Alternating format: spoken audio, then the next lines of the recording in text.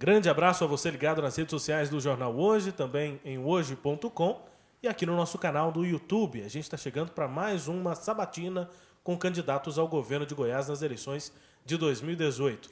Hoje recebendo o candidato do PCB, Partido Comunista Brasileiro, professor Marcelo Lira. Marcelo, obrigado pela presença aqui no Hoje. Um prazer recebê-lo para essa sabatina. Boa tarde a todos aqui que fazem parte desse debate, dessa sabatina. Boa tarde a todas e todos os internautas que estão nos acompanhando. E gostaria de agradecer ao Hoje pela abertura do espaço para que o PCB pudesse estar aqui hoje difundindo e apresentando o seu programa para a comunidade, para a sociedade goiana e para todos os trabalhadores e trabalhadoras goianas. Para essa entrevista com Marcelo Lira, comigo, colunista Rubens Salomão, com os repórteres Lucas de Godoy e com o repórter Rafael Oliveira. Candidato, por que o PCB não fez alianças para essa eleição? Por que não houve uma coligação com outros partidos de esquerda? Em âmbito nacional tem aliança, o pessoal com o PCB. Por que aqui em Goiás isso não foi possível? E o que foi discutido internamente no PCB até chegar à candidatura do senhor? O PCB é um partido programático. O PCB não é um partido de aluguel, como a grande maioria dos partidos que aí estão no sistema político brasileiro. É um partido que tem um programa e as suas alianças e coligações, elas são mediadas, elas são feitas a partir desse programa.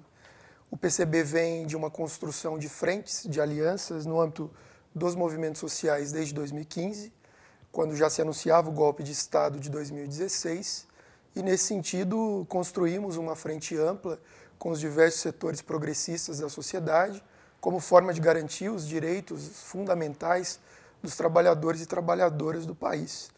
E vimos ao longo desse processo a aprovação desastrosa de uma reforma trabalhista, da própria reforma do ensino médio, enfim, reformas que retiram diversos direitos dos trabalhadores. Ao mesmo tempo, construímos uma frente de esquerda, a partir dos movimentos sociais e dos partidos que, de alguma maneira, se identificam e caminham para a construção do socialismo, e dentro dessa frente nós tínhamos e temos uma aliança com o PSOL. Infelizmente, aqui no estado de Goiás, a aliança eleitoral não foi possível devido a um conjunto de questões. No entanto, no âmbito dos movimentos sociais, nós estamos caminhando juntos. Candidato, essa aliança não foi consolidada do PSOL.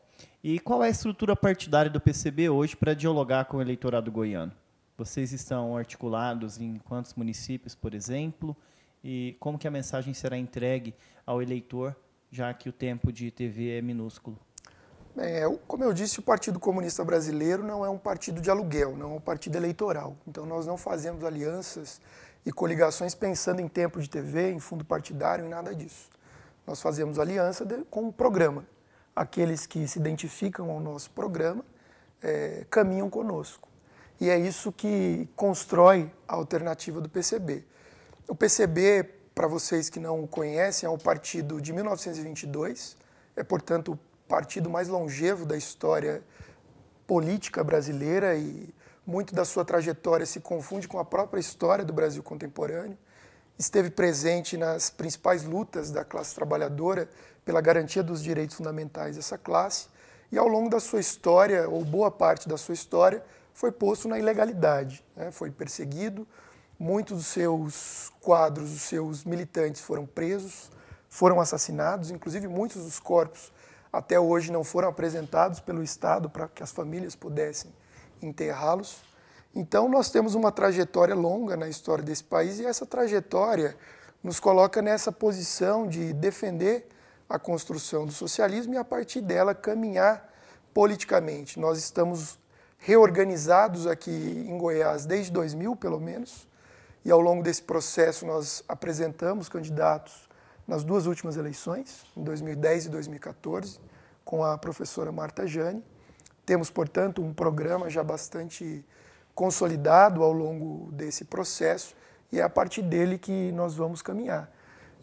Temos organização em algumas cidades do estado, principalmente na região metropolitana aqui de Goiânia e no GDF e também em outras cidades. Infelizmente, a legislação eleitoral ela acaba privilegiando os partidos que estão no poder, não nos permitindo ter acesso a tempo de televisão, a fundo partidário. E, portanto, boa parte da nossa campanha vai se dar pelas redes sociais e pelo corpo a corpo, né, junto à população. Então, candidato, como o senhor mesmo havia falado, o tempo de TV é muito curto e o fundo partidário que corresponde hoje à parte do PCB também é curto e não foi possível fazer algumas alianças. Mas o senhor teria alguma crítica a outras alianças de esquerda? Por exemplo, o PCdoB está com o PT, também não foi dialogado com esses outros partidos? Como é que está? Não, nós fazemos uma aliança programática. Nós não acreditamos que a candidatura do PT seja uma alternativa à esquerda. Certamente é uma alternativa progressista, se levarmos em conta as candidaturas Bolsonaro, Alckmin, enfim.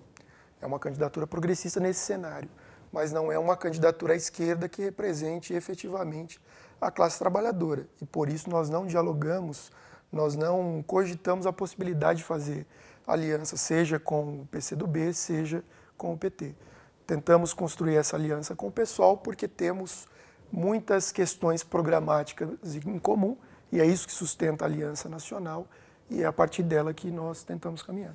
Marcelo, até pelo relato que você contou sobre a história do PCB, o partido tem um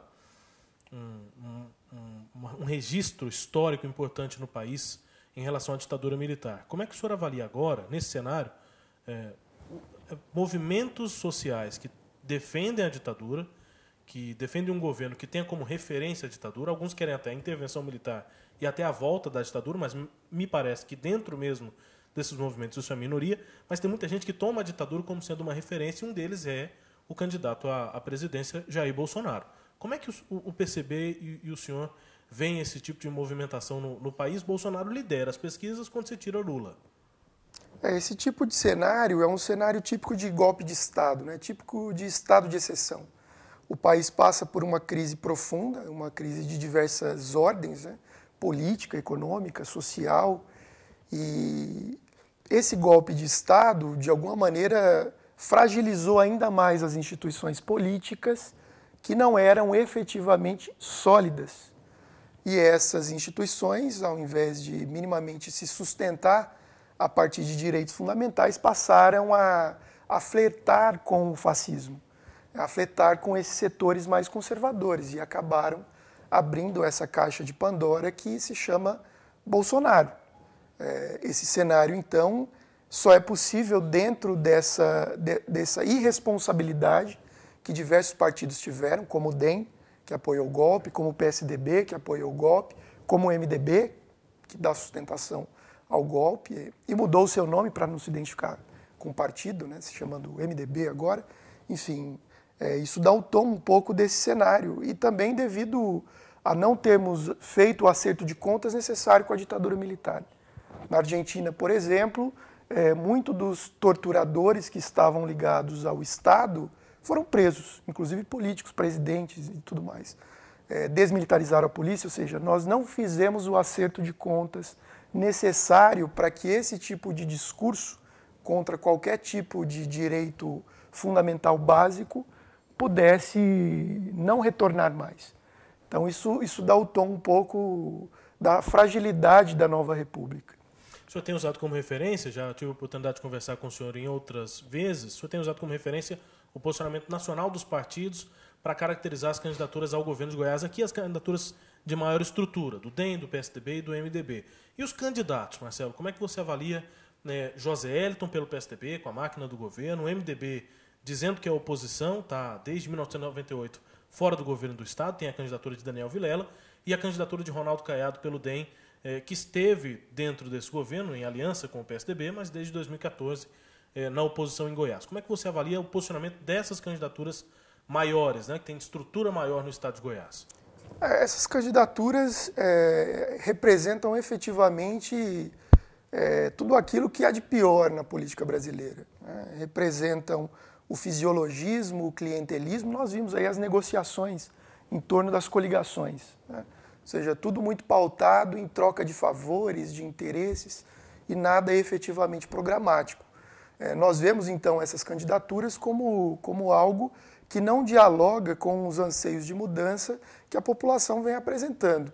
nós vemos efetivamente que essas candidaturas representam tudo aquilo que perdemos em termos de direitos ao longo dos últimos 2 anos. São iguais. Todos eles apoiaram o golpe de Estado, apoiaram a derrubada do governo Dilma, e diga-se de passagem, nós fomos críticos ao governo Dilma, ao governo do PT, do Lula, durante todos esses 13 anos, não fazemos nenhum tipo de aliança com esses partidos.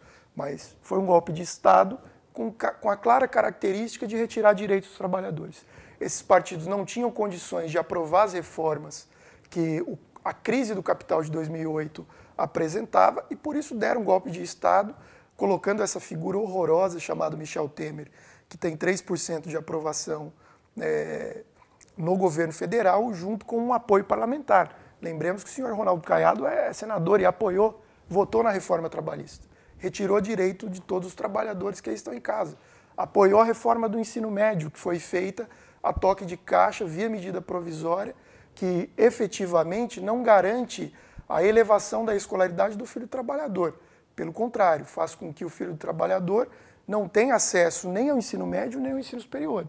E se nós levarmos em conta os dados de Goiás, em que temos aí o chamado NEM, que são os jovens de 15 a 24 anos, que nem estudam nem trabalham, esse número representa mais de 20% da população. Candidato, o senhor fez críticas a alguns dos candidatos, principalmente aos parlamentares, aqui ao governo do Estado. De que forma que a sua campanha vai atuar para disseminar essas informações e mostrar para o eleitorado as contribuições e o trabalho que esses, hoje, candidatos fizeram em Brasília? Bom, o PCB apresenta as alternativas a partir dos espaços que nos são abertos. Esses espaços, como esse, nos garante criar um diálogo maior com a população. Em via de regra, nós fazemos política no cotidiano, a partir dos nossos movimentos sociais. Nós temos alguns coletivos articulados na sociedade que discutem esses problemas das mais diversas ordens. Por exemplo, temos o coletivo feminista classista, Ana Montenegro, que discute a questão da mulher, o papel da mulher na sociedade e como essa sociedade vem criando estruturas de opressão ao longo da sua trajetória, inclusive nas instituições políticas. Temos a União da Juventude Comunista, que discute efetivamente o papel da juventude na sociedade. Temos o coletivo Minervino, que discute a questão étnico-racial. Temos o coletivo LGBT comunista, enfim. Então, a partir do partido e dos coletivos, nós fazemos a política no cotidiano e tentamos, então, difundir o nosso programa no cotidiano. O senhor falou bastante, o senhor já citou as redes sociais, diante da falta de tempo. Sim. Não tem as bolhas das redes sociais, Marcelo, e acho que quem está nos acompanhando na internet sabe bem disso. A gente tem uma timeline ali que vai sendo medida pelas nossas próprias preferências e cada um de nós vai tendo as nossas bolhas nas redes sociais. Como é que o Partido Comunista pretende furar essa bolha, tentar chegar em públicos, em pessoas que hoje não têm acesso, não recebem mesmo nas redes sociais esse tipo de material? Uma das críticas que nós fizemos ao longo desses anos do governo petista foi não ter feito a reforma dos meios de comunicação, que isso inclui a internet também. Sim. Isso inclui a internet também. Muitas vezes se cria a ilusão de que a internet é um espaço democrático. Não é. Ela é tão restrita e limitada quanto qualquer outro meio de comunicação. No Brasil, mais ou menos 40% da população não tem acesso à internet. E aqueles que o têm de diferentes maneiras, de acordo com aquilo que pode pagar. Então, vejam, existe toda uma lógica articulada em torno das redes sociais, inclusive que definem eleições no mundo inteiro. Nós estamos vendo aí os fenômenos da fake news, enfim, que passa por essa lógica, principalmente dos partidos tradicionais, e isso de diversas maneiras impedem que as alternativas se apresentem. Então, os desafios são grandes. Nós tentamos, obviamente, explorar esse espaço das redes sociais, das mídias, das mais diversas maneiras, como forma de dialogar ou ter um espaço maior de difusão do nosso pensamento, mas sabemos das limitações e vamos explorar essa tecnologia da maneira que for possível e efetivamente trabalhando, principalmente com os nossos coletivos.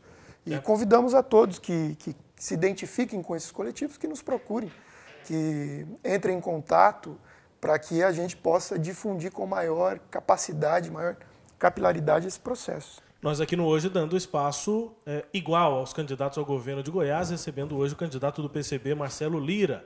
Fique também conosco para o nosso próximo bloco, em que vamos falar sobre as propostas do PCB para o governo de Goiás, no mandato que começa em 2019. Fique com a gente.